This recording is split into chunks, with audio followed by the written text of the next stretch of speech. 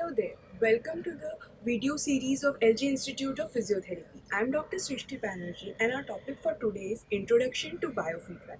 This is the first part of the biofeedback series.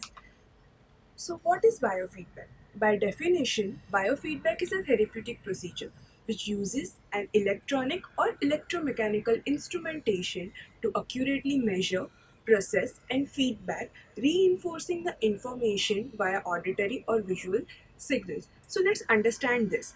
Biofeedback is basically an instrument which works on electronic or electromechanical means that will process by measuring the physiological or pathological processes going on in your body. It will provide the information of this physiological and pathological processes by means of an auditory or visual signal.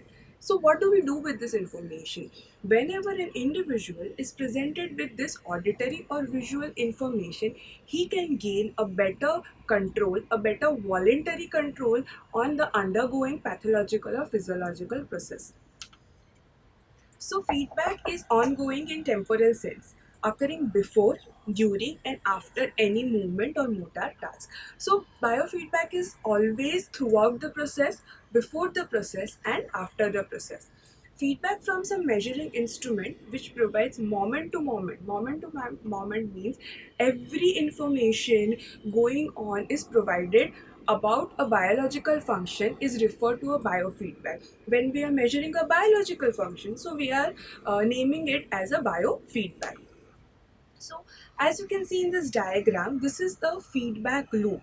Let's understand this. So, biofeedback device will provide a visual or auditory input to the patient. So this visual or auditory input is the information of your undergoing physiological or pathological process. For example, when you are anxious and you are breathing very heavily, very fast, so this is the physiological or pathological process going inside your body. This is measured by this biofeedback device and it provides us with a visual or auditory input in form of information to the patient. Now the patient knows that his respiratory rate is high, so he will try to lower it down. So the next point is desired movement is attempted, and this desired movement is again monitored by the biofeedback device, and the process continues.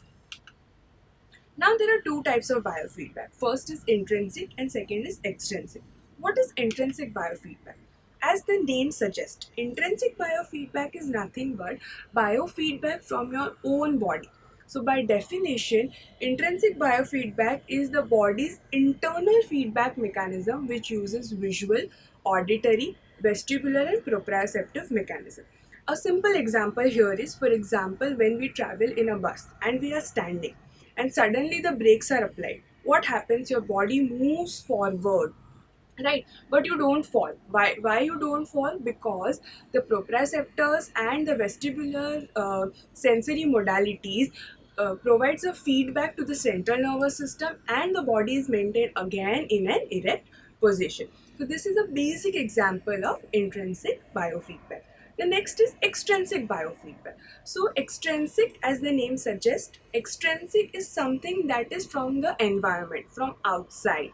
So, extrinsic biofeedback can be from any biofeedback device or by our simple command. One very simple example here is gait biofeedback. For example, you have seen in many of the clinical settings that there is a parallel bar and a mirror in front, right? And when we train the patient in those parallel bar, the mirror provides a biofeedback for the errors. So this is a very simple example of extrinsic biofeedback. Now, extrinsic biofeedback basically works on two principles. First is knowledge of results and the second is knowledge of performance. So talking about knowledge of results. Knowledge of results is a feedback given after performance of a task. A simple example here is, for example, you are running on a treadmill and after 10 minutes a numerical value is given that you have covered 5 kilometers on a treadmill.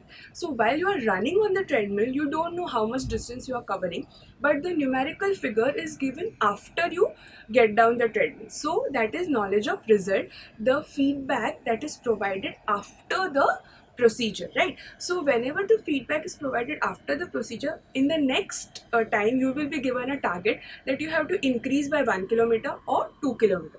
This is how it is maintained. The second is knowledge of performance.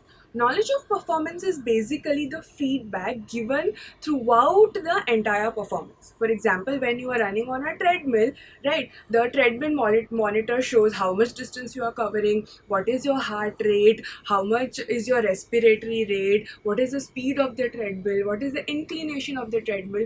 And so, for example, you are given a target that in 5 minutes you have to cover 3 kilometers. So looking at those numerical values, you can increase or decrease your speed, or you can increase or decrease the inclination to achieve that particular target. So this was all about the principles. Now there is a natural feedback process that is going on that we are unaware of. So basically there are two types of feedback processes. First is the open loop mechanism and second is the closed loop mechanism. Open loop mechanism is when there is a fine tuning of an already learned movement. For example, playing a piano, right? You know very well how to play a piano, but whenever you are learning some high notes or low notes, so you adjust according to that. That is an open loop mechanism when a well learned skill is executed and it is always in a fast forward pattern. The example here is walking, running, playing a piano, etc. Now, the closed loop mechanism. This is a bit tricky because closed loop mechanism is something new you are learning, right?